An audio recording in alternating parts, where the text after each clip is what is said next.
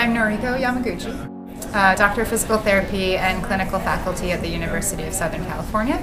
We are actually starting data collection this weekend on the LA Aviators, and what I'm interested in is looking at their clinical impairment measurements, specifically in flexibility, in muscle strength, and then in trunk endurance, and then matching that with their clinical, with their on-field performance measures. So tomorrow on field we'll be testing their sprint velocity, their vertical jump height, both with both legs as well as one leg at a time, triple hop for distance, short distance agility test, as well as dynamic and static balance testing.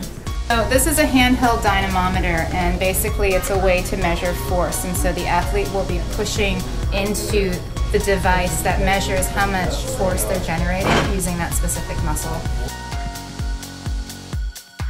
I'm interested in looking at comparing left and right differences and seeing if players are developing asymmetries, or maybe they're not, or perhaps the ones that aren't getting injured are the ones that have more symmetry, which is often what we see in a lot of athletes in physical therapy.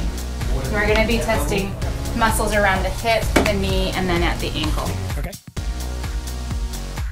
We're going to be testing for flexibility here using a couple of devices just for standardization, and we're interested in looking at typically inflexible muscles in a lot of athletes, including the hip flexors, the hamstrings, and the calf.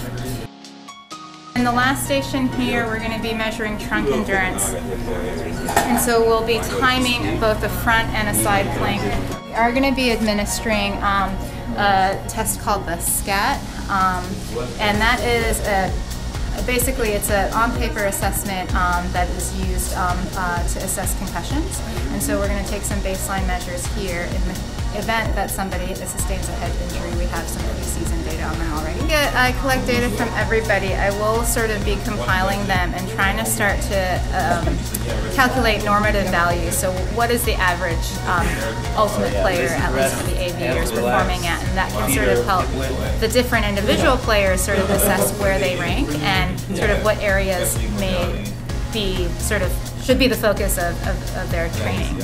And so they'll get an individualized, basically, report card in a way of all of their different scores and how they measured up essentially to their teammates, and then we can provide some recommendations on what they should be training in order to help improve the areas where they were performing the least.